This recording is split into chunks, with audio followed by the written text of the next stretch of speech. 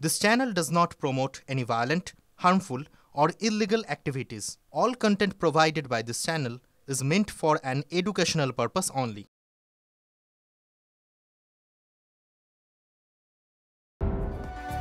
নমস্কার, স্বাগত আপনাকে TV9 বাংলায়। এখন সময় ফুল অ্যান্ড ফাইনাল নিয়ে আজ লিমার সঙ্গে আমি দীপ রয়েছি। আর শুরুতে এসআইআর এর খবরে নজর রাখতেই হবে, কারণ গোটা বাংলা এখন এই এসআইআর ইস্যুতে সরগরম। আচ্ছা, এক সপ্তাহের মধ্যে কি এসআইআর শুরু হতে চলেছে এই বাংলাতেও? এই প্রশ্ন কেন উঠছে? তার কারণ এক সপ্তাহের মধ্যে তামিলনাড়ুতে এসআইআর শুরু হবে। হাইকোর্টকে এমনটাই জানিয়েছে নির্বাচন কমিশন। এবার দেখুন, বাংলার মতোই তামিলনাড়ুতেও আগামী বছর বিধানসভা নির্বাচন। সেই সমীকরণে বাংলাতেও কি আগামী 7 দিনের মধ্যে এসআইআর চালু হবে? তামিলনাড়ুতে কমিশন এমন কথা জানানোয় খুব স্বাভাবিকভাবেই বাংলা জুড়েও এই জল্পনা শুরু হয়ে গেছে।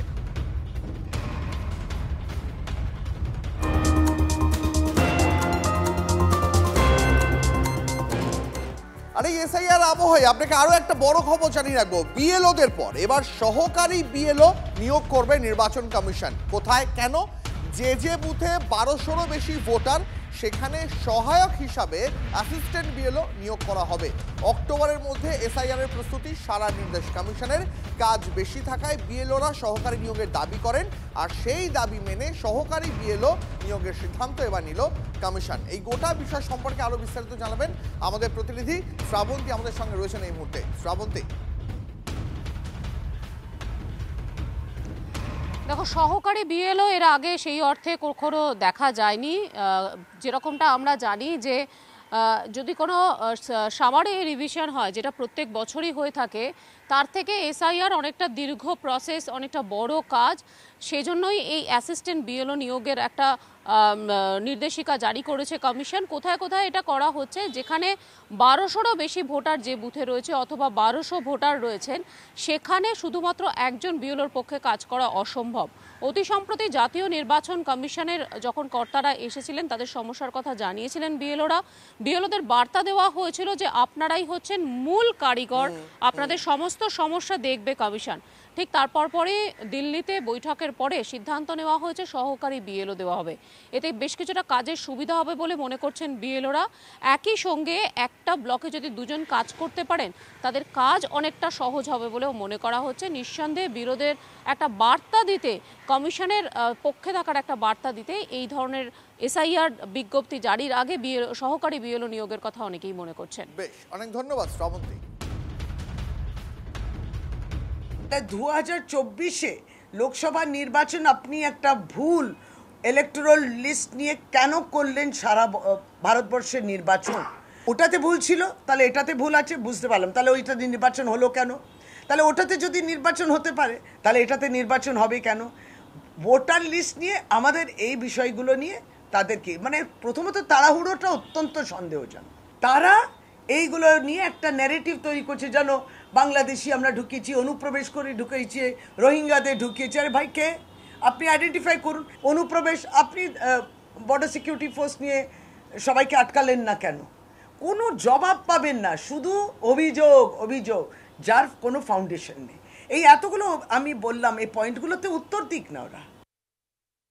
গোটা ভারতবর্ষে এসআইআর হবে, এটা রাজ্যের কেন্দ্রীয় নির্বাচন কমিশন জানিয়েছে। স্বাভাবিকভাবে সব রাজ্যেই হবে এবং পশ্চিমবঙ্গেও হবে। মানে সেটা কি 7 দিনের মধ্যে? সেটা তো নির্বাচন কমিশন বলতে পারবে। ওখানে যেহেতু মাদ্রাজ হাইকোর্টকে আমি সেটা বলতে পারবো না, নির্বাচন কমিশন বলতে পারবে।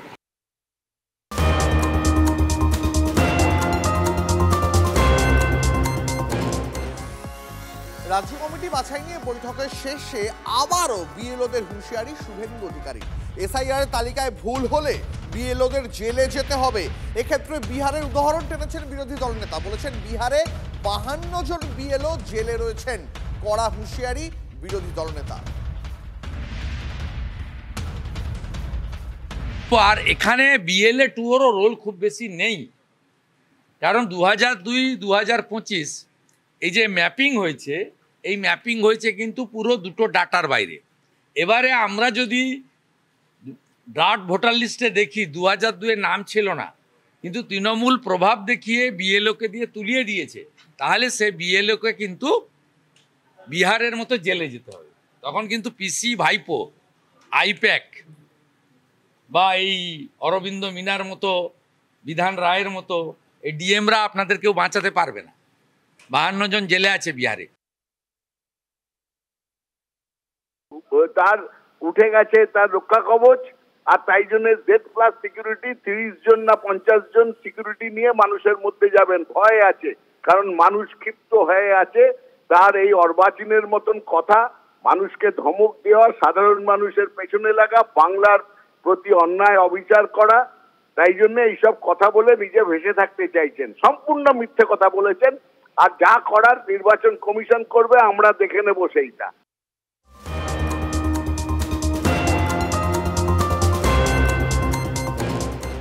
এই মুহূর্তে আরো একটা বড় খবর, কল্যাণীতে ভবঘুরের কাছে শতাধিক ভোটার কার্ড ঘিরে শোরগোল। এই খবর প্রথম গতকাল TV9 বাংলা আপনাদেরকে দেখিয়েছিল, সেই ছবি দেখিয়েছিলাম আমরা, যেখানে এক ভবঘুরের ব্যাগ থেকে উদ্ধার হয়েছে অনেকগুলো ভোটার কার্ড। এই মুহূর্তে যে আপডেট আমরা পাচ্ছি, এই যে ভোটার কার্ডগুলো পাওয়া গিয়েছে, পুলিশ অনুমান করছে এই কার্ডগুলো ভুয়ো। আমাদের রিপোর্টার মহাদেবের কাছে এই বিষয়ে আরো তথ্য রয়েছে। মহাদেব, একদমই যেটা পুলিশের পক্ষ থেকে বলা হচ্ছে যে সকল ভোটার কার্ডগুলি কালকে উদ্ধার করেছে এবং ভবঘুরের কাছ থেকে যে সকল ভোটার কার্ডগুলি পাওয়া গেছে, সেগুলো মূলত এখনো পর্যন্ত প্রাথমিক পর্যায়ে পুলিশের কাছে অনুমান যে এগুলো ভুয়ো ভোটার কার্ড, এবং এই ভোটার কার্ডগুলি যেখান থেকে উদ্ধার হয়েছে সেখানকার এলাকার মানুষ রীতিমতো এই ঘটনাকে কেন্দ্র করে আতঙ্কিত হয়ে পড়েছেন। কারণ তাদের দাবি এলাকার মানুষের যে এগুলো বিগত দিনে হয়তো কোনো সময় নির্বাচনের ক্ষেত্রে কোনো কাজ ব্যবহার করা হয়েছিল, বা মাঝে মধ্যে যেভাবে একের পর এক অনুপ্রবেশকারী ভারতবর্ষ প্রবেশ করছে, তাতে কিন্তু নদিয়া জেলা থেকে একাধিক সময় অনুপ্রবেশকারীদের গ্রেফতার করেছে পুলিশ। হয়তো সেই সকল মানুষকে দিয়ে ভোটার কাজে ব্যবহার করা হয়েছে, বা এই ধরনের বিভিন্ন কাজে ব্যবহার করা হয়েছে।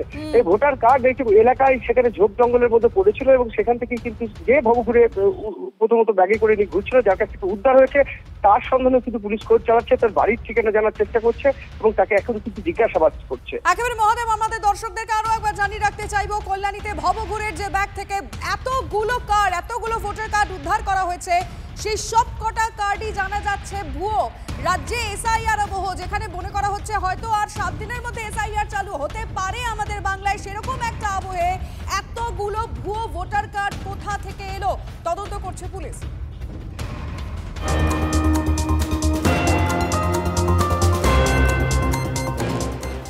আবারও শুভেন্দু অধিকারী সভাগীরের সংঘাত, গঙ্গারামপুরে বিরোধী দলনেতার সভায় অনুমতি না দেওয়ার অভিযোগ।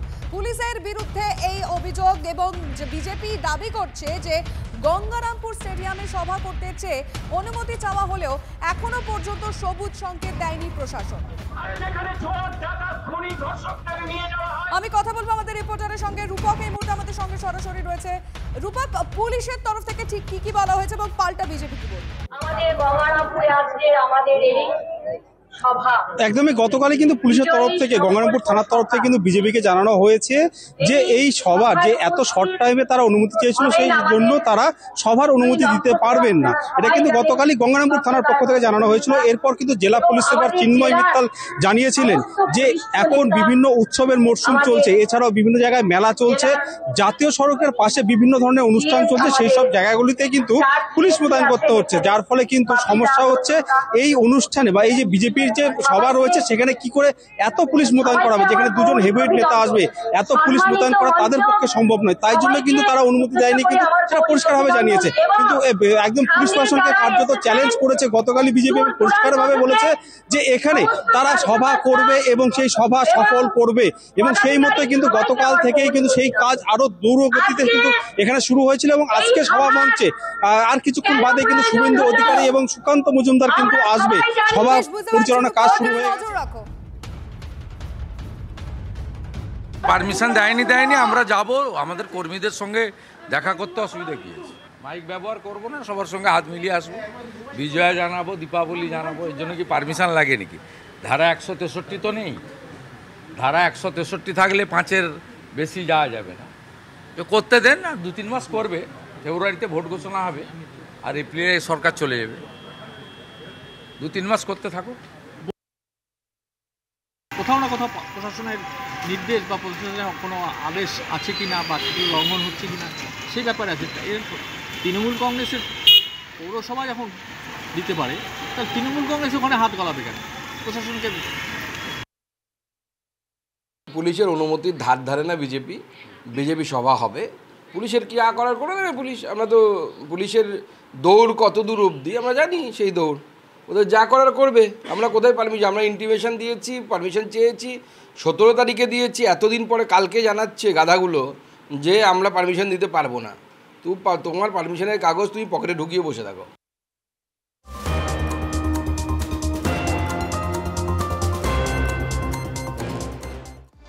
এবার দেখাই আপনাদের পানিহাটিতে যুব তৃণমূল নেতার দাদাগিরির ছবিটা। এলাকায় যুবকদের ওপর আগ্নেয়াস্ত্র নিয়ে হামলা যুব তৃণমূল নেতার। এই ঘটনায় আহত 4। গতকাল কালীপুজোর বিসর্জন সেরে দলবলের সঙ্গে বাড়ি ফিরছিলেন অভিযুক্ত যুব তৃণমূল নেতা বুবাই মল্লিক। এলাকার বেশ কয়েকজন যুবকের সঙ্গে তার বচসা বাঁধে। বচসার মধ্যেই যুব তৃণমূল নেতা এবং তার লোকজনেরা ওই যুবকদের আগ্নেয়াস্ত্র দিয়ে এলোপাথারি মারতে থাকে বলে অভিযোগ। এই গোটা ঘটনাকে কেন্দ্র করে উত্তেজনা ছড়ায় এলাকায়। পরিস্থিতি নিয়ন্ত্রণে আনতে ঘটনাস্থলে পৌঁছে খড়দা থানার বিশাল পুলিশ বাহিনী। যুব তৃণমূল নেতা এই বুবাই মল্লিক সহ 4 জনের নামে লিখিত অভিযোগ দায়ের হয়েছে থানায়। ঘটনার পর থেকেই পলাতক যুব তৃণমূল নেতা সহ বাদবাকি অভিযুক্তরা তাদের খোঁজে তল্লাশি শুরু করেছে খড়দা থানার পুলিশ। বিসর্জনে গেছিল, ফেরার পথে আমাদের সাথে এই ব্যাপারটা। তোমরা কি বললে? আমরা কিচ্ছু বলিনি, আমরা কিছু নরমাল দাঁড়িয়েছিলাম। আমরা নরমাল দাঁড়িয়েছিলাম রেজিস্ট্রেশনের সামনে। আচ্ছা, তারপর রেজিস্ট্রেশনে আমরা দাঁড়াছিলাম নরমাল। কতজনকে নিয়ে আসলো? 35-40 জন ছিল। সব বাচ্চা বাচ্চা ছিল। বুবাই মল্লিক ফার্স্টে ভাসান গেছিল, ভাসান যাওয়ার পর বুবাই মল্লিক আবার রাউন্ডে এসছে, রাউন্ডে যে ঘুরে গেল, ওখান থেকে যাচ্ছে, যাওয়ার পর আবার ক্লাবে যেখানে আমরা ছিলাম স্পটে দাঁড়িয়ে গালাগালি কিস্তেকামারি করে গেল। যাওয়ার পর খানিকটা যাওয়ার পর আবার ছেলেপেলেরা সব আসছে, যখন আসার পর ক্লাবের সামনে যেখানে আমরা ছিলাম রেজিস্ট্রি অফিসের সামনে এসে রানিংয়ে মারফাট চালু করলো। আমরা বাস ফাঁস ইট ফিট দিয়ে মারা চালু করেছিল। আমি তো ওর বইয়ের কাছে ছিল, নিয়াম মল্লিকের কাছে কি ছিল, কালো কালারের মেশিন ছিল, যেটা আমাকে এখানে মারলো। আচ্ছা, ঠিক আছে। তোমরা কতজন আহত? 4 জন। সাধারণ মানুষের ওপর অত্যাচার করবার জন্যই তো মা মাটি মানুষের সরকার নেই, মা মাটি মানুষকে মাটিতে মিশিয়ে দেওয়ার জন্য আজকে এই সরকার, এই দল সে তো এটাই করেছে। আপনি বলুন তো পশ্চিমবঙ্গের বাইরে আর কোথাও আছে রামকৃষ্ণ তৃণমূল, বিবেকানন্দ তৃণমূল, সারদা মা তৃণমূল আছে? সব তো তলাবাজ তৃণমূল। আপনি পানিহাটিতেও যা দেখবেন, আপনি কামারহাটিতেও তাই দেখবেন, আপনি সাজিরহাটিতেও তাই দেখবেন, আপনি সর্বত্রই এই জিনিসই দেখতে পাবেন। তৃণমূল মানেই চোর, তৃণমূল মানেই তোলাবাজ, তৃণমূল মানেই সমাজ বিরোধী। এতে আবার অবাক হওয়ার কি আছে?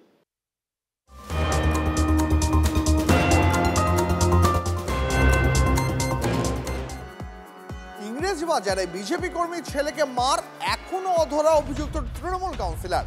বাবা বিজেপি করায় ছেলেকে তৃণমূল পার্টি অফিসে ঢুকিয়ে মারধরের অভিযোগ তৃণমূল কাউন্সিলর তথা ইংরেজবাজারের পুরপ্রধান কৃষ্ণেন্দু নারায়ণ চৌধুরীর স্ত্রীর বিরুদ্ধে।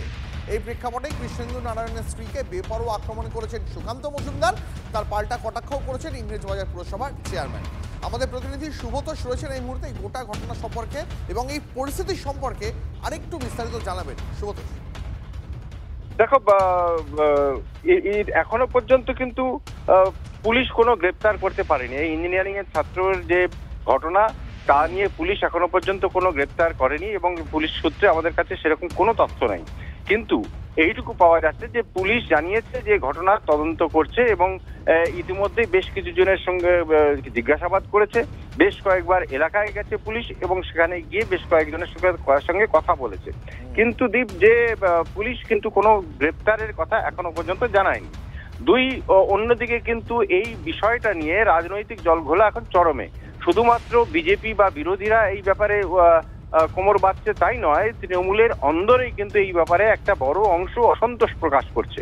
কারণ এই ধরনের ঘটনা ঘটিয়ে দেওয়ার জন্য এমনকি ইংরেজবাজার পুরসভার বেশ কিছু কাউন্সিলরও তারাও কিন্তু অন ক্যামেরা কিছু না বলতে চাইলেও তাদের অসন্তোষ বিভিন্ন ভাবে তারা প্রকাশ করছেন এবং সেটা স্পষ্ট হয়ে উঠছে দলের মধ্যেও। এবং যেটা শোনা যাচ্ছে জেলা সভাপতি থেকে শুরু করে বেশ কিছু জন এই বিষয়ে কিন্তু আলাদাভাবে বৈঠক করবেন। এবং তুমি পরিস্থিতির উপর নজর রাখো। একবার সুকান্ত মজুমদারের বক্তব্য শোনাই, তার পাল্টা শোনাবো কৃষ্ণেন্দু নারায়ণ চৌধুরী, তিনি কি বলেছেন।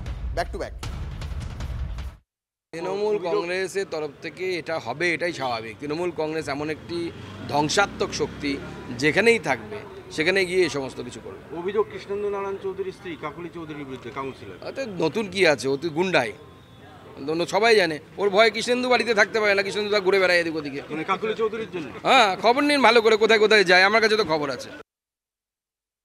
ওনার মুখে অনেক ভাষা শুনি। আমাকেও তো বলেছিল কবরে দিয়ে দেবো, আমার স্ত্রীকে বলছে গুন্ডা করে দেবে। গুন্ডার রাজনীতি ওরা করে, ভাড়া করা গুন্ডাদের নিয়ে আসছে। আমি তো বলেছি পুলিশ এনকোয়ারি করুক, যদি আমার ওয়াইফ এর মধ্যে ইনভলভ থাকে যা যা অ্যাকশন নেবে তার জন্য আমরা কেউ মাথা গলাবো না। Free zone.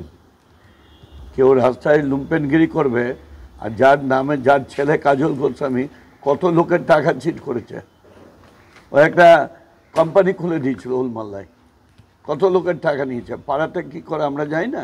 এলা কোনো ভাষা ওর? একটা কলেজের প্রফেসর, তার এরকম ভাষা হবে? ইউনিয়ন মিনিস্টার হয়েছে, তাও হাফ প্যান্ট মন্ত্রী, তার মুখ দিয়ে এরকম ভাষা? গতকাল এই বিষয়ে TV9 বাংলাকে ঠিক কি জানিয়েছিলেন ইংরেজ বাজারের অভিযুক্ত তৃণমূল কাউন্সিলর কাকলি চৌধুরী, এবার শোনাই আপনাদের। আমাকে এমন কিছু করে মনে হচ্ছিল আমাকে ধরে মেরেই দিবে। ডিউটি অফিসারের সামনে বলছে শুভেন্দু অধিকারী আসছে, গাজল এমকে চুটকি বাজে, হাতে এমকে চুটকি বাজাচ্ছে, আসছে এক একটার বাঁশ ভরে ছেড়ে দিবে। মানে এই হলো টোটাল ঘটনা। এখানে পলিটিক্স এর প নেই। ও তো বলছে ঝান্ডা লাগাতে গেছিল, কোনো প্রশ্নই উঠে না, কোনো পলিটিক্স এর প নেই এর মধ্যে। কারণ ভদ্রলোক যে বিজেপি করে এটাও জানি না, বিজেপির কোন নেতাও এই ঘটনার সাথে যুক্ত আছে আমার মনে হয় না, কেউ যুক্ত নেই, টোটালটাই উনি নিজে করেছেন।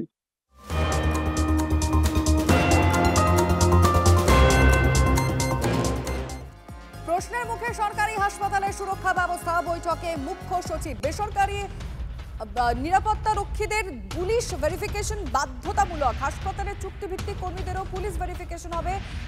আর কি কি সিদ্ধান্ত নেওয়া হয়েছে এই বৈঠকে, দীক্ষা ভূঁইয়া জানাবেন। দীক্ষা, দেখো, গতকালই আমরা জেনেছিলাম যে মুখ্যমন্ত্রীর নির্দেশে মুখ্য সচিব আজকে একটা বৈঠক ডেকেছিলেন, যেখানে বৈঠকে মুখ্যমন্ত্রী নিজে ভার্চুয়ালি ফোনে উপস্থিত ছিলেন। সেখানে হাসপাতালগুলোর নিরাপত্তা নিয়ে যেমন পর্যালোচনা হয়েছে, সেখানে স্পষ্টভাবে বলা হয়েছে যে যারা চুক্তিভিত্তিক কর্মী বা প্রাইভেট সিকিউরিটি এজেন্সির মাধ্যমে প্রাইভেট সিকিউরিটি আসে তাদের পুলিশ ভেরিফিকেশন মাস্ট, এবং সেক্ষেত্রে চুক্তিভিত্তিক কর্মীদের ক্ষেত্রে পুলিশ ভেরিফিকেশন কিন্তু মাস্ট বলা হয়েছে। পাশাপাশি ডিএমএসসি এবং হাসপাতালের সুপারদেরকে স্পষ্ট বলা হয়েছে যে প্রত্যেক ক্ষেত্রে যারা মানে মনিটরিংটা যেন ঠিক মতন থাকে এবং কর্মীদের ব্যবহার এবং আচার সেগুলো কোনো রকম, বিশেষ করে সিভিক ভলেন্টিয়ার যারা, তাদের কোনো রকম আচরণে যদি দেখা যায় অস্বাভাবিকতা, তাহলে তাদেরকে কিন্তু স্পষ্টভাবে তাদেরকে দেখে তাদের পর্যালোচনা। তুমি সঙ্গে থাকো, আমি আমাদের দর্শকদের একবার জানিয়ে রাখতে চাই প্রশ্নের মুখে সরকারি হাসপাতালের সুরক্ষা ব্যবস্থা, বৈঠকে মুখ্য সচিব। এই বৈঠকে কি কি ঠিক হয়েছে তার মধ্যে অন্যতম বেসরকারি নিরাপত্তা রক্ষী যারা রয়েছে পুলিশ ভেরিফিকেশন বাধ্যতামূলক। আসুন আমাদের রিপোর্টার অপসহকর্মী সুজয় পাল আমাদের সঙ্গে রয়েছেন এই মুহূর্তে। সুজয়, স্বাস্থ্যকর্মীদের সুরক্ষা নিয়ে বারবার প্রশ্ন তোলা হয়েছিল, স্বাস্থ্যকর্মীরা নিজেরা বলেছিলেন যে আমরা কতটা সুরক্ষিত, কি সিদ্ধান্ত নেওয়া হলো না? দেখো, এখনো পর্যন্ত যেটা জানা যাচ্ছে যে বেসরকারি সংস্থার নিরাপত্তারক্ষীদেরকে যদি নিয়োগ করা হয় তাদের ক্ষেত্রেও পুলিশ ভেরিফিকেশনটা বাধ্যতামূলক করা হয়েছে। তার কারণ এই প্রথম নয়, এর আগেও কিন্তু দেখা গিয়েছিল যখন তিলোত্তমার ঘটনা ঘটে গিয়েছিল, তারপরেও বলা হয়েছিল যে যাদের চুক্তিভিত্তিক কর্মী যাদের নিয়োগ করা হবে বা বেসরকারি সংস্থার যাদের নিরাপত্তারক্ষী হিসেবে নিয়োগ করা হবে তাদের পুলিশ ভেরিফিকেশন বাধ্যতামূলক করা হবে। কিন্তু তারপরেও দেখা গিয়েছে যে এই ধরনের ঘটনা ঘটে গিয়েছে, অর্থাৎ একদিকে উলুবেড়িয়া হাসপাতাল, তার পাশাপাশি SSKM হাসপাতালে নাবালিকা নিগ্রহের মতো ঘটনাও ঘটে গেছে। তাই আবার এই বৈঠকে মুখ্য সচিবের নেতৃত্বে যে বৈঠক হলো, যেখানে প্রত্যেক জেলার পুলিশ সুপার এবং হাসপাতালের সুপাররা ছিলেন, তার পাশাপাশি পুলিশ কমিশনারেটের কমিশনাররা ছিলেন, তাদেরকে আরও একবার বলা হয়েছে যে এই ব্যবস্থাটিকে আরও কড়াভাবে এবং আরও বাধ্যতামূলকভাবে করতে হবে। অর্থাৎ একজন চুক্তিভিত্তিক কর্মীকেও কিন্তু পুলিশ ভেরিফিকেশন ছাড়া কোনোভাবেই নেওয়া যাবে না। তার কারণ বিভিন্ন ক্ষেত্রে এটার কারণ নির্দিষ্ট রয়েছে যে যারা নিরাপত্তার দায়িত্বে রয়েছেন তাদের যদি পুরনো কোনো অপরাধের রেকর্ড থেকে থাকে, তারা নিজেরা যদি অন্য পুরনো কোনো ক্রাইমের সঙ্গে যুক্ত থেকে থাকেন, তারা কি করে সাধারণ যারা হাসপাতালের কর্মী তাদেরকে নিরাপত্তা দেবেন, সেই বিষয়টিকে মাথায় রেখে কিন্তু এই জায়গাটিকে যথেষ্ট গুরুত্ব দেওয়া হয়েছে। তার পাশাপাশি আরও যে বিষয়গুলি জানা যাচ্ছে যে সিসিটিভি ক্যামেরা যেগুলি রয়েছে, সেই সিসিটিভি ক্যামেরাগুলোকে আরও ভালো করে দেখতে হবে যাতে সেগুলো সঠিকভাবে কাজ করে, প্রয়োজনে অডিট করতে হবে। তার পাশাপাশি ফায়ারের মক ড্রিল, হাসপাতালে বিভিন্ন সময় আমরা দেখেছি অগ্নিকাণ্ডের ঘটনা ঘটেছে, ফলে মক ড্রিল করতে হবে যদি এই ধরনের আপৎকালীন পরিস্থিতি তৈরি হয় কোনো হাসপাতালে, সেক্ষেত্রে যাতে তৎক্ষণাৎ যারা নিরাপত্তার দায়িত্বে থাকবেন, যারা অগ্নি নির্বাপন ব্যবস্থাগুলি দেখভাল করবেন, তারা তৎক্ষণাৎ সেই আগুন নিভিয়ে ফেলতে পারেন, অর্থাৎ কোনোভাবে যাতে আগুন অগ্নিকাণ্ডের ঘটনা দুর্ঘটনাবশত ঘটে সেটা যেন বাড়তে না পারে। ফলে সব মিলিয়ে যে বৈঠক হয়েছে সেই বৈঠকে একাধিক আরও বেশ কিছু নতুন সিদ্ধান্তের ব্যাপার জানা গিয়েছে। এখনও পর্যন্ত যারা চুক্তিভিত্তিক কর্মী তাদের ক্ষেত্রেও কিন্তু একই নিয়ম বাধ্যতামূলক করা হয়েছে যে পুলিশ ভেরিফিকেশন বাধ্যতামূলক থাকতে হবে। তার কারণে আমরা এসএসকেএমের ঘটনায় দেখলাম যে অভিযুক্ত সে কিন্তু চুক্তিভিত্তিক কর্মী, একসময় সে শম্ভুনাথ পণ্ডিত হাসপাতালের সঙ্গে যুক্ত ছিল, পরবর্তীতে বর্তমানে সে এনআরএসে যুক্ত, অথচ তাকে পাওয়া গেল কোথায়? এসএসকেএম হাসপাতালে, এবং তার পুরনো অপরাধের রেকর্ড রয়েছে। ফলে এই ধরনের চুক্তিভিত্তিক কর্মী নিয়োগের ক্ষেত্রেও সঙ্গে থাকো সুজা, আমি আসছি। এই মুহূর্তে আমরা টেলিফোন লাইনে যোগাযোগ করেছি জুনিয়র চিকিৎসক অনিকেত মাহাতোর সঙ্গে, তিলোত্তমা আন্দোলনের একেবারে অন্যতম মুখ আমরা জানি। অনিকেত, একদম সরাসরি প্রশ্নে যাচ্ছি। আজকে নবান্নে একটা বৈঠক হয়েছে, সেখানে সুপাররা ছিলেন, অবশ্যই মুখ্য সচিব ছিলেন। সেখানে বৈঠকে যে বিষয়গুলো ঠিক হয়েছে তার মধ্যে অন্যতম যারা চুক্তিভিত্তিক কর্মী এবং যারা বেসরকারি নিরাপত্তা রক্ষী তাদের পুলিশ ভেরিফিকেশন হবে, সিসিটিভি যে যা রয়েছে হাসপাতালে সেগুলো চালু আছে কিনা সেই বিষয়টা খতিয়ে দেখা হবে, এবং মাঝে মাঝে ফায়ারের মক ড্রিল সেগুলো হবে। আপনি কিভাবে দেখছেন আজকের এই সিদ্ধান্তগুলো? না, যে জায়গাটা বলার সেটা হচ্ছে যে আমরা তো এই ধরনের মিটিং রাজ্য প্রশাসনের সাথে West Bengal junior doctors front এর আন্দোলন চলাকালীন বহুবার করেছি, কিন্তু আমরা কি দেখেছি? আমরা দেখেছি যে তার সুনির্দিষ্ট এসওপি বা গাইডলাইন আমরা যখন দিয়েছিলাম তার বাস্তবায়ন কোথায় হলো? তাহলে বাস্তবায়নে আজকে অশ্বরিম্ব প্রসব করেছে। তাহলে এই মিটিং গুলো যদি হতেই হয়, এই মিটিং গুলোকে যদি বাস্তবায়নে রূপ দিতে হয়, তাহলে যে জায়গাটা প্রয়োজন সেটা হচ্ছে সদিচ্ছা। কেন বলছি এ কথা? বা উদ্দেশ্যটা ঠিক করা প্রয়োজন। কেন বলছি এ কথা? বলছি এই জায়গা থেকে যে উলুবেড়িয়াতে ঘটনা ঘটছে, গাইঘাটাতে ঘটনা ঘটছে, মোহাম্মদ বাজারে ঘটনা ঘটছে, এসএসকেএমে ঘটনা ঘটছে, তাহলে এই ঘটনাগুলো ঘটানোর জন্য যারা দুষ্কৃতী তারা সাহস পাচ্ছে কোথা থেকে? তাহলে তাদেরকে সাহস যোগাচ্ছে কি? তাহলে অভয়ার ন্যায় বিচার একটা প্রথম দাবি। দ্বিতীয় হচ্ছে যে এই ধরনের দুষ্কৃতীরা হসপিটাল বা কলেজ বা ক্যাম্পাসের অভ্যন্তরে বা সামাজিক অভ্যন্তরে যদি আমি রাখতে পারি, তাহলে এদের দিয়ে দুর্নীতিকে প্রশ্রয় দেওয়ানো যায়, এদের দিয়ে যা দালাল চক্রকে চালানো যায়, এদের দিয়ে ওষুধ পাচার চক্রকে চালানো যায়, নানান অসামাজিক কাজকর্ম যেখান থেকে দুর্নীতির আতুরঘর তৈরি হয় সেইগুলোকে তৈরি করা সম্ভব বা হসপিটালের অভ্যন্তরে চালানো সম্ভব। তাহলে আমাকে মোটো ঠিক করতে হবে, যদি সেফটি সিকিউরিটি মোটো হয় তাহলে এই ধরনের কোনো জিনিসকে আমি ক্যাম্পাসের মধ্যে জায়গা দেব না। তাহলে এই নিয়ে সদর্থক ভূমিকা নেওয়া প্রয়োজন। আমরা পুলিশ ভেরিফিকেশন করতে পারি, আইডি কার্ড দিতে পারি, কিন্তু তারপরেও যে প্রশ্নটা বারবার এসএসকেএম এর ঘটনার ক্ষেত্রে উঠে আসছে যে একজন ইন্ডিভিজুয়ালকে সে কিভাবে মনিটর করবে? তাহলে একজন ইন্ডিভিজুয়াল ওই সাহস পাচ্ছে কিভাবে? সাহস পাচ্ছে এই জায়গা থেকে, কারণ সে দুর্নীতিতে মদত দেয়, দালাল চক্রে মদত দেয়, ওষুধ পাচারে মদত দেয়, বিভিন্ন অসাধু কাজকর্মের সাথে লিপ্ত থাকে। সে জানে যে অভয়ার ন্যায় বিচারের জায়গা থেকে যেমন দুষ্কৃতীরা ছাড়া পেয়ে যায়, তালা থানা কিছু করতে পারে না, রাজ্য প্রশাসন কিছু করতে পারে না, সিবিআই কিছু করতে পারে না, সুপ্রিম কোর্ট কিছু করতে পারে না, যদি আমি শাসক দলের ছত্রছায়ায় থাকতে পারি। তাহলে এই ছত্রছায়াকে তুলে আইনের শাসনকে বাস্তবের মাটিতে, পদক্ষেপকে বাস্তবের মাটিতে পর্যবেসিত করতে হবে, বাস্তবের মাটিতে প্রতিফলিত করতে হবে। এই জায়গা যদি রাজ্য প্রশাসনের দিক থেকে আজকের মিটিং এ উঠে আসে, তাহলে বাকি যে অ্যাসোসিয়েটেড মেজারমেন্ট নিচ্ছেন সেই মেজারমেন্ট গুলো তখনই সম্ভব, তখনই বাস্তবায়িত হবে। না হলে এই মিটিংও বাস্তবের জায়গাতে। জানতে পাচ্ছি মুখ্যমন্ত্রী স্বয়ং প্রশ্ন তুলেছেন হাসপাতালের নজরদারি নিয়ে। হ্যাঁ, আরেকবার বলুন। এই মুহূর্তে আমরা জানতে পারছি নবান্নে যে বৈঠক হয়েছে সেই বৈঠকে স্বয়ং মুখ্যমন্ত্রী মমতা বন্দ্যোপাধ্যায় সুপারদের প্রশ্ন করেছেন হাসপাতালের নজরদারি নিয়ে। আপনি জানেন একদম সাম্প্রতিককালে আমরা এসএসকেএমে যে ধর্ষণকাণ্ডের খবর সামনে এসেছিল সেই সূত্রে জিজ্ঞেস করেছেন যে পুরুষ শৌচাগারে কি করে নাবালিকাকে নিয়ে যাওয়া হয়েছে, এবং এসএসকেএমের যে ধর্ষণ তা নিয়ে একের পর এক প্রশ্নে অন্যের ক্রিমিনাল রেকর্ডের দায় সরকার কেন নেবে এই প্রশ্ন তুলেছেন। কি বলবেন? হ্যাঁ, তাহলে মাননীয় মুখ্যমন্ত্রীকে এই প্রশ্নটাকে অ্যাড্রেস করতে হবে যে ওই ব্যক্তি যার নামে নানান ট্র্যাক রেকর্ড আছে, নানান সমস্যার এর আগেও নানান অসাধু চক্রের সাথে তিনি লিপ্ত ছিলেন, এই মানুষটা সাহস পাচ্ছে কোথা থেকে? এই মানুষটাকে সাহস যোগাচ্ছে কি? এই প্রশ্নটার উত্তর খুঁজতে হবে। এই প্রশ্নটার উত্তর যদি উনি খুঁজতে পারেন, এই প্রশ্নটার উত্তর এটাই যে তার প্রশাসন বা তার জায়গা থেকে নানান দুর্নীতির সাথে যুক্ত, নানান অসাধু চক্রের সাথে যুক্ত, যেটাকে এতদিন ধরে ইন্ডোর্স করা হয়েছে। অভয়ার ন্যায় বিচারের জায়গা থেকে এভিডেন্স টেম্পার বা ইনভেস্টিগেশনটা হাত কারা করেছে? তাহলে এই তো টালা থানার পুলিশ প্রশাসন করেছে, রাজ্য প্রশাসন করেছে, তাহলে তাদের শাস্তি তিনি দিলেন না কেন? তাদের অভ্যন্তরে যদি শাস্তি দিতেন তাহলে এই যে অসাধু চক্রের সাথে যারা যুক্ত তাদের কাছে একটা সোশ্যাল মেসেজ যেত যে না, এই ধরনের কাজের সাথে যুক্ত হলে তাদেরকে শাস্তি পেতে হয়। কিন্তু তারা দেখছে যে শাসকের ছত্রছায়ায় থাকলে, নবান্নের মিটিং এ যখন আমরা প্রশ্ন করেছিলাম যে স্টেট কালচারের পক্ষ নেবেন না ম্যাডাম, তখন তিনি কি বলেছিলেন? তিনি বলছেন যে একটা কলেজ কাউন্সিল কিভাবে তাদেরকে শাস্তি দিতে পারে। তাহলে স্টেট কালচারকে যদি একটা প্রিন্সিপাল শাস্তি না দিতে পারে, এমএসবিটি শাস্তি না দিতে পারে, তাহলে এই ধরনের যারা অসাধু কাজকর্মের সাথে যুক্ত কোন প্রিন্সিপালের বা এমএসবিটির ঘাড়ে কটা মাথা যে তারা এদেরকে শাস্তি দেবে বা এদেরকে এই দুর্বাস্তনের জায়গা থেকে বার করে নিয়ে আসবে? তাহলে এই জায়গা থেকে আমরা সেদিন কলেজের অটোনমির কথা চেয়েছিলাম। আমরা চেয়েছিলাম যে শাসক আইনের যে পদক্ষেপ, সেই পদক্ষেপটা বাস্তবের মাটিতে যাতে পর্যবসিত হয়, বাস্তবের মাটিতে যাতে পরিলক্ষিত হয়। এই জায়গাতে যদি আপনাদের বক্তব্য পরিষ্কার, আপনি যা বলতে চেয়েছেন আমরা বুঝতে পারলাম, অনেক ধন্যবাদ।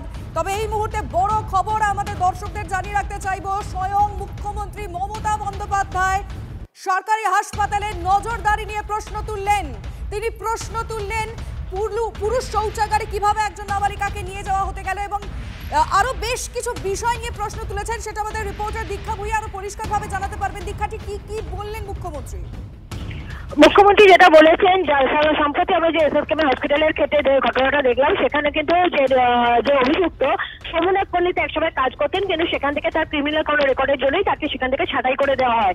তিনি তারপরে আমরা জানি যে ইউনিফর্মের থেকে তিনি একজন রোগিনীকে, যিনি ট্রমা কেয়ারে এসেছিলেন, যিনি আমাদের নিউরো সায়েন্সে এসেছিলেন চিকিৎসা করানোর জন্য মায়ের সঙ্গে, তাকে তিনি ট্রমা কেয়ারে এমন একটি শৌচালয়ে নিয়ে যান যে শৌচালয়টি শুধু পুরুষ শৌচালয় নয়, যে শৌচালয়টা কিন্তু বাইরের লোকেদের জন্য প্রবেশাধিকার ছিল না।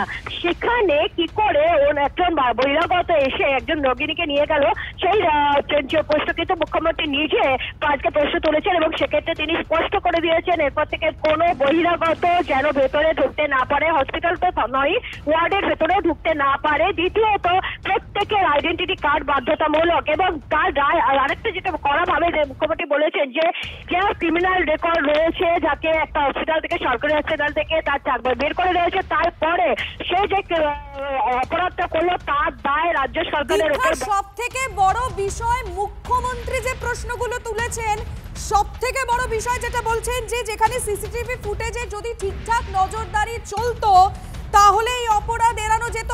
মুখ্যমন্ত্রী তার মানে স্বীকার করে নিচ্ছেন একটা বড় রকমের গাফিলতি রয়েছে, নজরদারিতে একটা বড় রকমের গাফিলতির কারণে এরকম ঘটনা ঘটছে হাসপাতালে। যে খবর আমরা টানা নজর রেখেছি যে মুখ্যমন্ত্রী মমতা বন্দ্যোপাধ্যায় নিজে সরকারি স্বাস্থ্যক্ষেত্রে, সরকারি হাসপাতালগুলোর নিরাপত্তার দিকে বাড়তি নজর দেওয়ার কথা বলছেন। আর নবান্নে এই সুরক্ষা বৈঠকের আগের রাতে কি ঘটনা ঘটলো? ইসলামপুর মহকুমা হাসপাতালে ঢুকে নার্সকে শাসানি কানাইয়া লাল আগরওয়ালে, আঙুল উঁচিয়ে স্বাস্থ্যকর্মীদের ধমক দিলেন ইসলামপুর পুরসভার চেয়ারম্যান তথা ওই হাসপাতালেরই রোগী কল্যাণ সমিতির চেয়ারম্যান।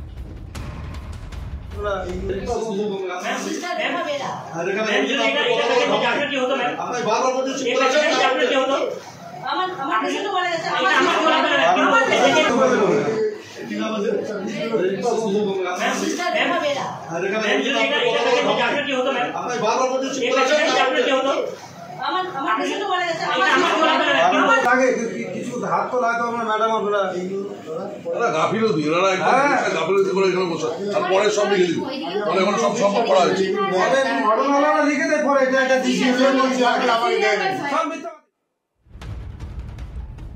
আমাদের প্রতিনিধি রূপক এই মুহূর্তে রয়েছেন আমাদের সঙ্গে। আমি সরাসরি রূপকের কাছে জানতে চাইবো, রূপক, কানাইয়ালাল আগরওয়ালের মতন একজন জনপ্রতিনিধি, শাসক দলের একজন নেতা, তার কি এটা শোভা দেয় যে তিনি হাসপাতাল ঢুকে নার্সদের সঙ্গে দুর্ব্যবহার করবেন, যেখানে খোদ রাজ্যের মুখ্যমন্ত্রী নিজে সরকারি হাসপাতালগুলোতে যাতে সমস্ত পরিষেবা ঠিকঠাক থাকে, সমস্ত স্বাস্থ্যকর্মী চিকিৎসকদের নিরাপত্তা ঠিকঠাক থাকে, সেই বিষয়ে নবান্নে ভার্চুয়াল বৈঠক করছেন, তখন তারই দলের একজন নেতা তার বৈঠকের আগে রাতে হাসপাতালে ঢুকে নার্সদের সঙ্গে এরকম দুর্ব্যবহার করছেন।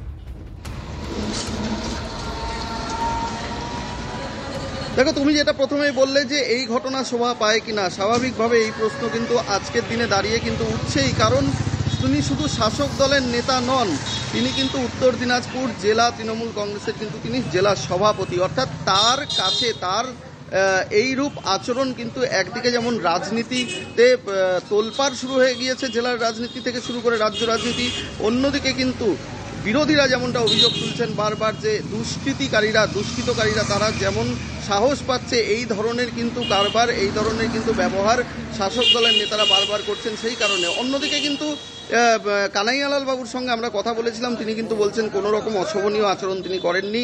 তিনি কার্যত বোঝাতে গিয়েছিলেন সাধারণ যারা উত্তেজনার বশবর্তী হয়ে যারা পরিবারের লোক যারা ঝামেলা করছিলেন তাদেরকে, সেখানে একটু কথা কাটাকাটি হয়েছে মাত্র। অন্যদিকে যেই স্বাস্থ্যকর্মীদের সঙ্গে ঝামেলা, কানাইয়ালাল আগরওয়াল যার বিরুদ্ধে অভিযোগ, তিনি নার্সের বিরুদ্ধেই পাল্টা দুর্ব্যবহারের অভিযোগ তুলেছেন।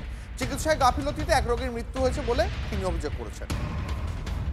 পেশেন্ট পার্টি যদি কমপ্লেন করে তাহলে নিশ্চয়ই আমরা ডিটেল ব্যাপারটাকে হসপিটাল সুপারের মাধ্যমে জানতে জেনে নিতে পারবো যে ট্রিটমেন্টটাতে কোথাও গাফিলতি আছে। অভিযোগ হয়েছে যে বারবার সিস্টারদের ডাকা হয়েছে, তারপরেও সিস্টাররা উঠে আসে। সিস্টারের একজন মিস্টার বেরা বলে একজন সিস্টার আছে, দেখলাম ওর ব্যবহারটা খুবই খারাপ। আমি স্পেসিফিক্যালি ওনার এগেন্সটে কমপ্লেনটা করব।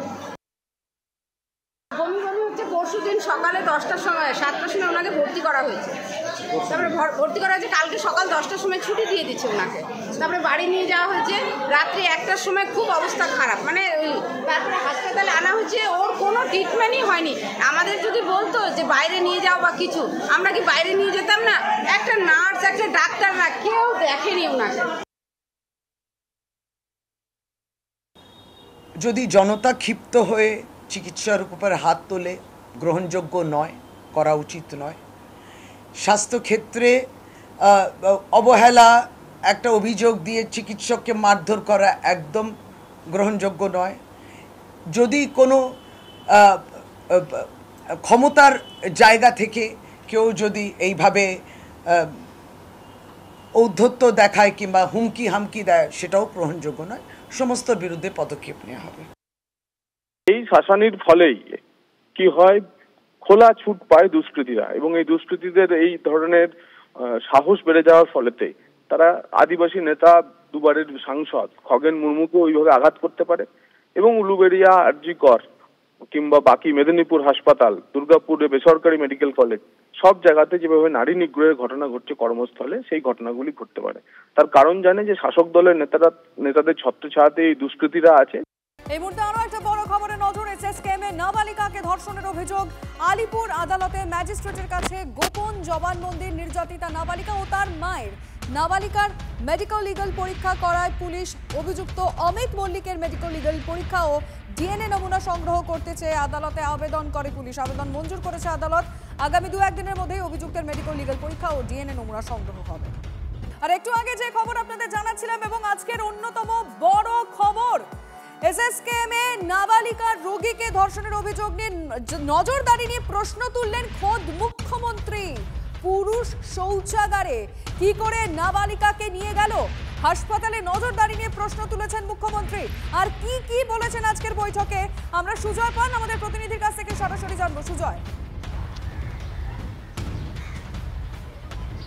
দেখো, মুখ্য সচিবের নেতৃত্বে যে বৈঠক চলছিল নবান্নে, সেই বৈঠকে মুখ্যমন্ত্রী আজকে টেলিফোনে যোগ দেন। অর্থাৎ সেই বৈঠকে মুখ্যমন্ত্রী সমস্ত বিষয় নিয়ে যে আলোচনা হয় সেখানে উপস্থিত ছিলেন এবং একাধিক বিষয় নিয়ে তিনি উদ্বেগ প্রকাশ করেছেন, একাধিক বিষয় নিয়ে প্রশ্ন তুলেছেন, তেমনটাই আমরা সূত্র মারফত জানতে পারছি।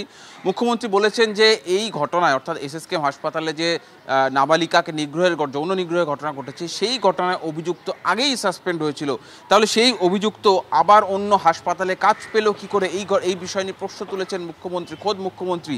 তার পাশাপাশি নাবালিকাকে কি করে পুরুষদের শৌচাগারে নিয়ে যাওয়া হলো, কেন আগে থেকে ধরা পড়লো না, কেন সিসিটিভিতে গোটা বিষয়টা সামনে এলো না, কেন নজরদারিটাও সঠিকভাবে হলো না, এই কথাও কিন্তু মুখ্যমন্ত্রীর মুখে আজকে বৈঠক যেখানে হয়েছে সেখানে উঠে এসছে। ফলে স্বাভাবিকভাবে মুখ্যমন্ত্রী উদ্বেগ প্রকাশ করেন। তৃতীয় যে বিষয়টি, যে কেন চুক্তিভিত্তিক যারা কর্মী রয়েছেন তাদের পুরনো অপরাধের দায় সরকার নিতে হবে। এক্ষেত্রে মাথায় রাখতে হবে যে অভিযুক্ত গ্রেফতার হয়েছে তার বিরুদ্ধে কিন্তু পুরনো অপরাধের রেকর্ড রয়েছে, তার পুরনো ক্রিমিনাল রেকর্ড রয়েছে, তারপরেও তাকে কাজে নেওয়া হয়েছে এবং সেই যেহেতু রেকর্ড রয়েছে তাই সে কারণে সে একই অপরাধ করেছে। আর সেই কারণে এই বৈঠকে নির্যাস যেটা জানা যাচ্ছে যে বলা হয়েছে মুখ্যমন্ত্রী বা সেখানে যে বৈঠকে বলা হয়েছে যে চুক্তিভিত্তিক কর্মী হোক বা যারা বেসরকারি সংস্থা নিরাপত্তা রক্ষী তাদের প্রত্যেকের পুলিশ ভেরিফিকেশন বাধ্যতামূলক। সুজয় তুমি সঙ্গে থাকো, আমি আসছি তোমার কাছে আরো জানবো ডিটেলে, কারণ বিজেপি আজকের এই বৈঠকে মুখ্যমন্ত্রী যেভাবে মানে প্রশ্ন তুলেছেন এবং সুপারদের ভূমিকা নিয়েও প্রশ্ন উঠেছে, তাতে বিজেপি কি মনে করছে জানার চেষ্টা করি। জগন্নাথ চট্টোপাধ্যায় রয়েছেন। জগন্নাথ বাবু, আজকে মুখ্যমন্ত্রী মমতা বন্দ্যোপাধ্যায় হাসপাতালের নজরদারি নিয়ে প্রশ্ন তুলেছেন। সিসিটিভি ফুটেজ ঠিকঠাক যদি নজরদারি হতো তাহলে অপরাধ এড়ানো যেত বলেছেন মুখ্যমন্ত্রী, আপনি কি বলবেন? ব্যাখ্যা তো দুরকম ভাবে করা যায়। এক, মরণকালে হরিনাম, উনি বুঝতে পারছেন এবং কখনো গিয়ে চলেছেন আমার যাওয়ার সময় হলো দাও বিদায়, আবার কখনো বলছেন প্রশাসনিক বৈঠকে বসে যে এই প্রশ্ন কেন হলো। নিজেই স্বাস্থ্যমন্ত্রী, নিজেই মুখ্যমন্ত্রী, অর্থাৎ ডান হাত বাঁ হাতকে শাসন করছে। বুঝতে পারছেন এবার যাওয়ার সময় হয়ে গেছে, মুসল পর্ব শুরু হয়ে গেছে। অন্য জগন্নাথ বাবু, আপনার কথা স্পষ্ট আমরা শুনতে পাচ্ছি না, একটু কি সরে কথা বলা যাবে? না, কোনোভাবেই সমস্যা হচ্ছে কোনো রকম ভাবে। আমরা পরবর্তীতে আপনার সঙ্গে আবারও যোগাযোগ করব।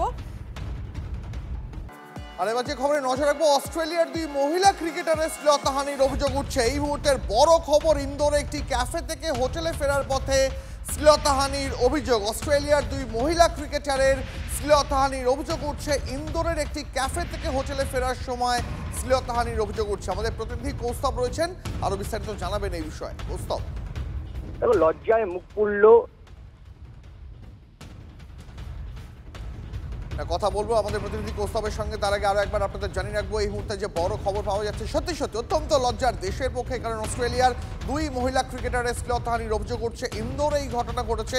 ইন্দোরের একটি ক্যাফে থেকে ওই খেলোয়াড়রা হোটেলে ফেরার পথে তাদের শ্লীলতাহানি করা হয়েছে বলে অভিযোগ উঠছে। আরো বিস্তারিত জানবো, আমাদের প্রতিনিধি কৌস্তব রয়েছেন। কৌস্তব, মুখ পুড়লো এমন ঘটনা বলা যেতেই পারে, কারণ অস্ট্রেলিয়ান ক্রিকেট টিম, মহিলা ক্রিকেট টিম, তারা ভারতে বিশ্বকাপ খেলতে এসছে এবং এই অবস্থায় ইন্দোরে যে 2 অস্ট্রেলিয়ান মহিলা ক্রিকেটার তারা ওখানে যে স্থানীয় ক্যাফে রয়েছে, ক্যাফে থেকে হোটেলে ফেরার পথে তারা শ্লীলতাহানির শিকার হন, এমনটাই অভিযোগ করেন। অস্ট্রেলিয়ার যে সিকিউরিটি ম্যানেজার রয়েছে তারা সেই স্থানীয় থানায় সে অভিযোগ করে। তাদের দাবি যে সেই মহিলা ক্রিকেটার 2জন তারা ক্যাফে থেকে যখন হোটেলে ফেরেন তখন একজন তার বাইক নিয়ে তাদেরকে ধাওয়া করে এবং তারপরে তার মধ্যে থেকেই অস্ট্রেলিয়ান এক মহিলা ক্রিকেটারের যে যৌন হেনস্থার অভিযোগ ওঠে। সেই অভিযুক্তের বিরুদ্ধে ইতিমধ্যে সেই অভিযুক্তকে চিহ্নিত করেছে সেখানকার স্থানীয় থানা এবং তারপরেই কিন্তু তাকে গ্রেফতার করা হয়েছে। তবে এই ঘটনায় যে এই ঘটনায় যে মুখ পুড়লো লজ্জায় তা কিন্তু অবশ্যই বলা যেতেই পারে। দীপ, বেশ, অনেক ধন্যবাদ। যেমনটা আমাদের প্রতিনিধি কৌস্তব জানাচ্ছিলেন, স্থানীয় ইন্দোরের একটি স্থানীয় ক্যাফে থেকে হোটেলে ফেরার পথে শ্লীলতাহানির অভিযোগ উঠছে। ক্যাফে থেকে বেরোনোর পরেই 2 মহিলা অজি ক্রিকেটারের পিছনে অভিযুক্ত। ক্রিকেটের আন্তর্জাতিক ময়দান, আন্তর্জাতিক খেলা, আইসিসি মহিলা বিশ্বকাপ, সেখানে অস্ট্রেলিয়ার প্লেয়াররা মধ্যপ্রদেশের ইন্দোরে প্রকাশ্য রাস্তায় তাদের সঙ্গে অশালীন আচরণ হচ্ছে।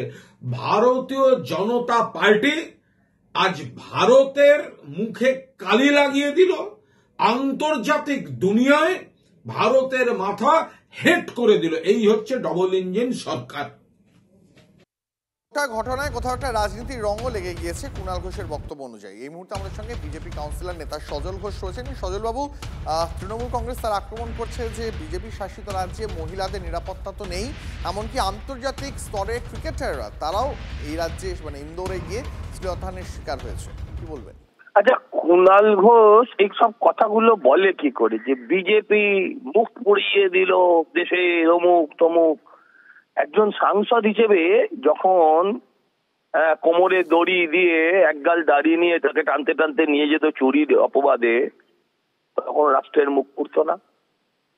আবার যখন বিদেশিরা দেখতো একজন সাংসদ গাড়ির তলায় শুয়ে পড়ছে আর পুলিশ তাকে চুলের মুঠি ধরে টেনে টেনে তুলছে, তখন পৃথিবীর বুকে ভারতবর্ষের একজন সাংসদ হিসেবে, একজন গণ্যমান্য ব্যক্তি হিসেবে, একজন সাংবাদিক হিসেবে তখন লজ্জা করতো না? কি ঘটনা ঘটেছে কুণাল ঘোষকে আগে সেটা ব্যাখ্যা করতে বলুন।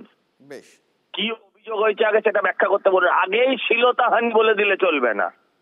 গত কয়েক মাস 9ই আগস্ট, এক লাইন বলতে দিন, গত 9ই আগস্ট আমার বিরুদ্ধে একটা এই মলেস্টেশন মানে শ্লীলতাহানির অভিযোগ এসেছিল। আমি নিউ মার্কেট থানায় আমি যখন কাগজটা হাতে পাই, তার সম্বন্ধে বিশদে জানতে পারি, তখন জানতে পারি আমার বিরুদ্ধে অভিযোগকারী একজন বেটা ছেলে। এবং সবচেয়ে মজার বিষয় হচ্ছে শ্লীলতাহানিটা কি করেছি, আমি নাকি জুতো দেখিয়েছি আর আমি নাকি গালি দিয়েছি। এটাকে শ্লীলতাহানির পর্যায়ে ধরবেন না, বেশ, আগে জানতে হবে বিষয়টা কি। প্রতিক্রিয়ার জন্য কথা বলছিলাম বিজেপি নেতা কাউন্সিলর সজল ঘোষের সঙ্গে। এবার পরের খবরে আসি। শুধু হাতের তালুতে নয়, মৃত্যুর আগে সুইসাইড নোটও লিখে গেছেন মহারাষ্ট্রের তরুণী চিকিৎসক। 4 পাতার একটি চিঠিকে সুইসাইড নোট বলে জল্পনা আরো জোরালো হচ্ছে। সূত্রের খবর, চিঠিতে এক সাংসদের কথাও উল্লেখ করেছেন এই তরুণীর মৃত্যুর পর তার পরিবার অভিযোগ করছেন চিকিৎসককে দিয়ে ভুয়ো মেডিকেল রিপোর্ট তৈরি করিয়ে নেওয়া হতো, চাপ দিয়ে এই ধরনের কাজে তাকে বাধ্য করা হতো। যে চিঠি নিয়ে জল্পনা দানা বাঁধছে তাতেও এই অভিযোগ রয়েছে বলেই সূত্রের খবর। যদিও পুলিশের তরফে সরকারিভাবে কোনো চিঠি বা সুইসাইড নোটের কথা উল্লেখ করা হয়নি। মহারাষ্ট্রের সাতারায় পুলিশ আধিকারিকের বিরুদ্ধে চিকিৎসককে লাগাতার ধর্ষণের অভিযোগ, আত্মঘাতী নির্যাতিতা তরুণী চিকিৎসক। এই ঘটনায় 5 দিনের মধ্যে ব্যবস্থা নিতে ডিজিকে চিঠি জাতীয় মহিলা কমিশনের। এখনও পর্যন্ত খোঁজ নেই অভিযুক্ত এসআই।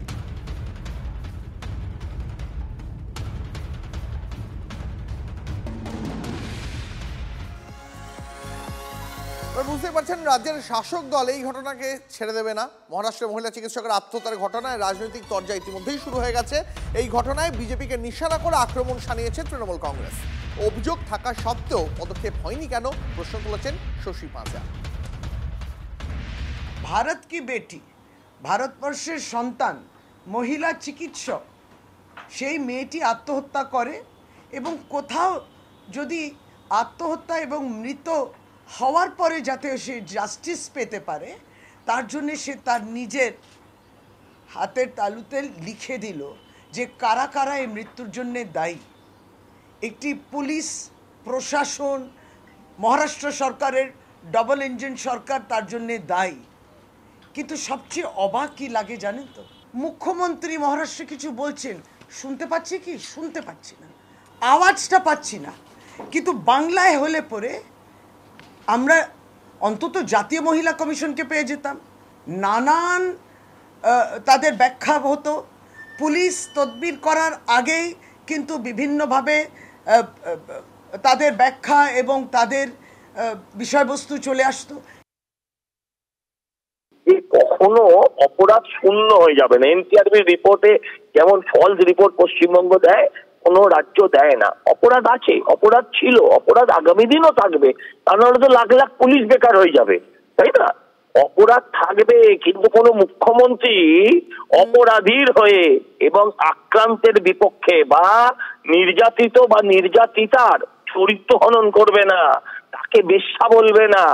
বাচ্চা মেয়েটা মরে গেলে তাকে বলবে না যে প্রেগনেন্ট ছিল, প্রেগনেন্ট বলেনি, ও তো প্রেগনেন্ট বলেছিল, সেটা বলবে না। এইটাই হচ্ছে তফাৎ। মহারাষ্ট্রে ঘটনা ঘটেছে, পুলিশ অফিসারের বিরুদ্ধে তদন্ত হবে, জেল কাটবে, সমস্ত কিছু হবে, বেল পাবে না তো সহজে। দত্তপুকুরে মুখ এবং বধির নাবালিকাকে ধর্ষণের অভিযোগ, বাড়ি গিয়ে নির্যাতিতার পরিবারের সঙ্গে কথা রাজ্য শিশু সুরক্ষা অধিকার কমিশনের। সেই ছবি এই মুহূর্তে দেখাচ্ছি আপনাদের।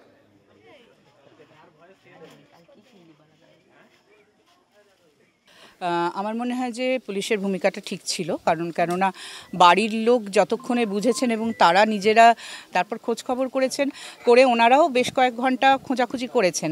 তারপরে যখন ওনারা পুলিশকে জানিয়েছে, তারপরে কিন্তু আমি বলবো যে পুলিশের উদ্যোগেই কিন্তু কে দোষী তাকে খুঁজে বার করা গেছে, কারণ পুলিশ পরপর সিসিটিভি ক্যামেরাগুলো দেখতে শুরু করেছেন। সবসময় নিরাপত্তা নিয়ে আমাদের কাজ করতে হবে, যাতে আমাদের শিশুরা, আমি শুধু নাবালিকা বলবো না, হয়তো নাবালিকার সংখ্যাই বেশি হচ্ছে, নাবালকরাও কিন্তু নিরাপদ নয়, এমন ভাবার কোনো কারণ নেই যে শুধু নাবালিকারাই নিরাপত্তাহীনতায় রয়েছে। আর এই মুহূর্তে যে খবরে নজর রাখবো, পার্ক স্ট্রিটের হোটেলে যুবকের শ্বাসরোধ করে খুন, নিহত রাহুল লালের 2 সঙ্গীর খোঁজ পেতে মরিয়া তদন্তকারীরা। সিসি ক্যামেরার ফুটেজ থেকে ইতিমধ্যে 2 জনকে চিহ্নিত করতে পেরেছে পুলিশ। ফোনের সূত্র ধরে ইতিমধ্যে ভিন রাজ্যে রওনা দিয়েছে কলকাতা পুলিশের একটি টিম। আমাদের প্রতিনিধি সুপ্রিয় রয়েছেন। সুপ্রিয়, এখনো পর্যন্ত এই গোটা ঘটনায় পুলিশি তদন্তে কি কি উঠে এসেছে এবং পুলিশ এখনো পর্যন্ত আর কোন কোন তথ্য খুঁজছে? দীপ, প্রথমেই তোমাকে যেটা বলবো যে ইতিমধ্যে এই যে রাহুল লাল নামে যে যুবকের মৃত্যু হয়েছে বা যাকে খুন করা হয়েছে, ময়নাতদন্তের রিপোর্টের উপর ভিত্তি করে তদন্তকারীরা কিন্তু যেটা মনে করছেন যে তাকে খুন করা হয়েছে। সেক্ষেত্রে তার যে বাকি দুই সঙ্গী, যাদের সঙ্গে সে গত 22 তারিখে একই হোটেলে উঠেছিল, পরবর্তীতে যারা এখন বেপাত্তা অবস্থাতে রয়েছেন তাদের নাগাল পেতে চাইছেন তদন্তকারী আধিকারিকরা। তার কারণ এই দুজনকে গ্রেপ্তার করতে পারলে বা তাদেরকে নাগাল পেলেই কিন্তু ঠিক কী কারণে এই রাহুল লাল নামের যুবককে খুন করা হলো সেই বিষয়টা স্পষ্ট হবে। অর্থাৎ এদের মধ্যে কিন্তু কোনো রকম কোনো লেনদেন সম্পর্কিত বিষয়কে কেন্দ্র করে কোনো বচসা বা পুরনো কোনো ঝামেলা ছিল কিনা। তার কারণ তার এই মৃত রাহুলের পরিবারের তরফ থেকে আমরা কিন্তু যেটা জানতে পারছি, এই যে দুই যুবক যাদের নাম ইতিমধ্যে সামনে উঠে এসছে বা যাদের ছবি ক্যামেরা থেকে তদন্তকারীরা পেয়েছেন, তাদেরকে কিন্তু তার পরিবারের সদস্যরাও চেনেন না। এমনকি পুলিশ সূত্রে আমরা যেটা জানতে পারছি যে তারা স্থানীয় কোনো এলাকার যুবক নয়, এমনটাই মনে করছেন তদন্তকারী আধিকারিকরা। সেক্ষেত্রে 22 তারিখে যখন তারা ঘর ভাড়া নিয়েছিল সেই সময় দুটি আধার কার্ড পরিচয়পত্র হিসেবে ব্যবহার করা হয়েছিল। হোটেলে নজর রাখো। আপাতত ধন্যবাদ তোমাকে। পরে খবরে নজর রাখবো। এই মুহূর্তে সরাসরি নজর রাখবো সুকান্ত মজুমদার, কেন্দ্রীয় শিক্ষামন্ত্রী। তিনি বক্তব্য পেশ করছেন, কি বলছেন তিনি শোনাবো। কলকাতায় মিডিয়া ধরেছিল কালকে, আমি পার্টি অফিসে ঢুকছি, আসার সাথে সাথে আপনার বালুরঘাট, আপনার গঙ্গারামপুর কি বলছে পুলিশ পারমিশন দেয়নি দাদা, আপনাদের সভার কি হবে? আমি বললাম যে কালকে, অর্থাৎ আজকের কথা বলছি, গতকালকের কথা, যে আজকে সভা হবে, শুভেন্দু অধিকারী এবং আমি একসাথে থাকবো, পুলিশের দম থাকলে আটকে নিক, দেখে আমাদের সভা কিভাবে আটকায়। কি সভা হচ্ছে তো, ভালো হচ্ছে তো, তাহলে পুলিশ আমাদের কিচ্ছু করতে পারবে না, কাজ কলাও করতে পারবে না। পুলিশের ভয় পাবেন না। দক্ষিণ দিনাজপুরে বিজেপি এমন ক্ষমতা রাখে, চাইলে পুলিশকে আমরা স্তব্ধ করে দিতে পারি। ভারতীয় জনতা পার্টির সেই ক্ষমতা আছে, সেই সামর্থ্য আছে। আর কোন পুলিশকে আমরা মানব? এই পুলিশকে, যে পুলিশ চোখের সামনে খগেন মুর্মু, একজন আদিবাসী নেতা, ভগবান বিরসা মুন্ডা, সিধু কানু, তাদের রক্ত তার গায়ে, সেই আদিবাসী ব্যক্তিকে প্ল্যান করে মারা হলো। এবং লক্ষ্য করে দেখুন, পুলিশের তাবর তাবর অফিসাররা ওখানে ছিল ঘটনা ঘটার 15 মিনিট আগে। যেই আমাদের নেতারা পৌঁছলো, সঙ্গে সঙ্গে পুলিশের আইজি ওখান থেকে চলে গেল, এসপি চলে গেল, আর খগেন মুর্মুকে ঢিল মারা হলো। এবং যখন খগেন মুর্মুর রক্ত বেরোচ্ছে এখান থেকে ঝরঝর করে, আমাদের ড্রাইভার সমীর দা, বহু পুরনো পার্টির ড্রাইভার শিলিগুড়ির, সে জোরে গাড়ি চালিয়ে বের হতে যাচ্ছে যে হসপিটালে নিয়ে যাব, পুলিশের প্রিজন ভ্যান, সেই প্রিজন ভ্যান দিয়ে রাস্তা আটকে রাখা হয়েছে যাতে হসপিটাল অবধি পৌঁছতে পর্যন্ত না পারে। এটা কার প্ল্যানিং? এটা মুখ্যমন্ত্রী মমতা বন্দ্যোপাধ্যায়ের প্ল্যানিং, যেটা পুলিশ ওখানে সেখানে লাগু করছে। এই পুলিশকে আমাদের মানা উচিত, মানা উচিত। আমার আদিবাসী সমাজের ভাই বোন মা যারা আছে তাদের কাছে আমি প্রশ্ন করতে চাই যে যারা আদিবাসী সমাজের রক্ত ঝরায়, আদিবাসীরা কি তাদের সাথ দেবে? দেবে কি? তাহলে কার সাথ দিতে হবে? সেই নরেন্দ্র মোদীর সাথ দিতে হবে, যিনি আদিবাসী মহিলা, গরিব ঘরের মহিলাকে নিয়ে গিয়ে ভারতের রাষ্ট্রপতির পদে বসানোর মতো কাজ আমাদের নরেন্দ্র মোদী করতে পারে। এটা ভারতীয় জনতা পার্টি পারে। খগেন মুর্মুকে দেখুন, খগেন মুর্মু কোন সিট থেকে জেতে? মালদা উত্তর থেকে জেতে। মালদা উত্তর কি আদিবাসীদের জন্য রিজার্ভ সিট? না, আদিবাসীদের জন্য রিজার্ভ সিট নয়। কোন পার্টি, কোন রাজনৈতিক দল জেনারেল সিট থেকে আদিবাসীকে দাঁড় করিয়েছে? কেউ সাহস পায়নি, কেউ করেনি। একমাত্র ভারতীয় জনতা পার্টি শুধু দাঁড় করিয়েছে নয়, দুবার খগেন মুর্মুকে জিতিয়ে আমরা লোকসভায় নিয়ে গেছি। এটা ভারতীয় জনতা পার্টি করে। তাই বন্ধুগণ, এবারের লড়াই আমাদের আর পারের লড়াই। এবং শুভেন্দু দা, আমি, আমাদের রাজ্য সভাপতি সবাই মিলে, সকল নেতৃত্ব মিলে একসাথে প্রতিজ্ঞা করেছি যে এইবার মমতা বন্দ্যোপাধ্যায়ের এই চোর সরকারকে আমরা উৎখাত করে তবেই ফেলবো, তবেই শান্তি হবে আমাদের, নচেত আমাদের শান্তি নেই। এখন তৃণমূল কংগ্রেস এসআইআর নিয়ে ভয় দেখাচ্ছে, আপনাদেরকেও ভয় দেখাবে। ভয় পাবেন না। আমি বহুবার বলেছি, আবার বলছি, এসআইআর নিয়ে ভয় পাওয়ার কিচ্ছু নেই। তৃণমূল কংগ্রেস হিন্দু মুসলমানদের মধ্যে ভাগ করার কথা বলবে, বলে মুসলমানদের নাম বাদ দিয়ে দেবে। আমাদের বেশ কিছু সংখ্যালঘু ভাই, সংখ্যালঘু কর্মী এখানে এসছেন, তাদের আপনি আশ্বস্ত করছি তারা ভারতীয় নাগরিক। যারা ভারতীয় নাগরিক, সে হিন্দু হোক আর মুসলমান হোক, তার নাম ভোটার লিস্ট থেকে বাদ যাবে না, সে গ্যারান্টি ভারতীয় জনতা পার্টি দিচ্ছে।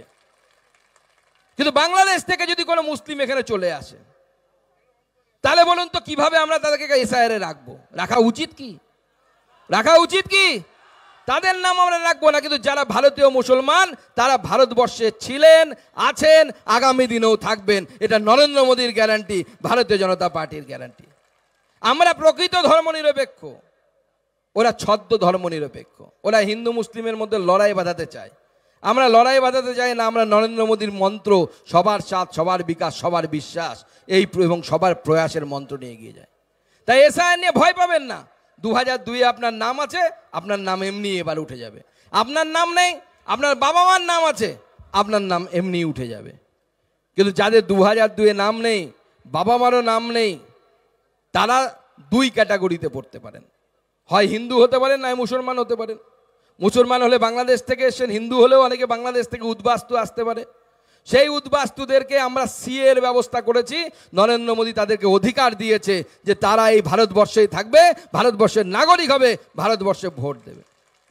14 সালের পরে যারা এসছেন, অর্থাৎ সিএ টাইমের পরে, তাদের জন্য আমাদের আইনে ফরেনার্স অ্যাক্ট বলে একটা আইন আছে, কিছুদিন আগে নরেন্দ্র মোদী তাতে পরিবর্তন করেছে এবং নরেন্দ্র মোদী বলে দিয়েছে যে 24 সালের 31শে ডিসেম্বর পর্যন্ত বাংলাদেশ থেকে যদি কেউ পাসপোর্ট নিয়েও আসে, কোনো হিন্দু, বৌদ্ধ, জৈন, অর্থাৎ ও দেশের সংখ্যালঘু যারা, তারা ভারতবর্ষেই থাকবে। পুলিশ তাদেরকে ডিস্টার্ব করতে পারবে না, পুলিশ তাদেরকে অন্য কোথাও পাঠাতে পারবে না, তারা ভারতবর্ষেই থাকবে। আর তার মানেটা কি? আপনি যদি পাসপোর্ট নিয়ে 2024 সালের আগে আসেন, আর 24 সালের সিএ 14 অবধি আছে, 24-এ নাই, তাহলে আপনাদের কি হবে? আজ না হয় কাল আপনাদেরকে নাগরিকত্ব দেয়া হবে। যে পদ্ধতিতে তখন নিয়ম হবে, সেই পদ্ধতিতেই আপনাদেরকে নাগরিকত্ব দেওয়ার কাজ নরেন্দ্র মোদীর সরকার করবে। আর মমতা বন্দ্যোপাধ্যায় কি করছে? মমতা বন্দ্যোপাধ্যায় আমলে দেখুন কাকদ্বীপে কি হলো, মা কালীর মুন্ডু ভেঙে দেয়া হলো, মা কালীকে প্রিজন ভ্যানে করে তুলে নিয়ে যাওয়া হলো। ভাবা যায়? আমার মনে আছে ছোটবেলায় ছবি দেখতাম আমরা, যখন বন্দে মাতরম গান, যে গানের রচনা 150 বছর পূর্ণ হচ্ছে এবার, বন্দে মাতরম গান যখন রচনা হয়েছিল, তখন যে ছবিটা আঁকা হতো যে একজন মহিলা যিনি ভারত মা, তার হাতে বেরি পরানো আছে, হ্যান্ড ক্লাব পরানো আছে, যেমন পুলিশ চোর ধরলে পরানো থাকে, ডাকাত ধরলে ধরানো থাকে, সেরকম। কেন ওই ছবি আঁকা হতো? কারণ ব্রিটিশরা ভারত মাকে আটকে রেখেছিল, ভারত মায়ের স্বাধীনতা দিচ্ছিল না। আজকে আমরা দেখলাম যে সেই বঙ্কিমচন্দ্রের সময়, স্বাধীনতার আগের সময়, যে ভারত মা যাকে ওইভাবে আটকে রাখা হয়েছিল, সেই ভারত মা যেভাবে আটকে রাখা হয়েছিল, আজকে মা কালীকেও ঠিক একইভাবে প্রিজন ভ্যানে, যেখানে চোর ডাকাতকে তুলে নিয়ে যায়, সেইভাবে তুলে নিয়ে যাওয়ার ব্যবস্থা হয়েছে। আর আপনারা ভাবছেন এটা নতুন এক জায়গায় হয়েছে? তা নয়। আমাদের এই জেলায়, আমাদের শালবাড়ি, হোসেনপুর, সুখদেবপুর, আমাদের কুশমুন্ডি বিধানসভার মধ্যে পড়ে, ঠাকুরকালী শীতলা মা, বুড়ি ঠাকুরের মূর্তি বিশ্বকর্মা পূজার দিন, অর্থাৎ 17/9/2025 সালে সকাল 10টার দিকে ভেঙে ফেলে।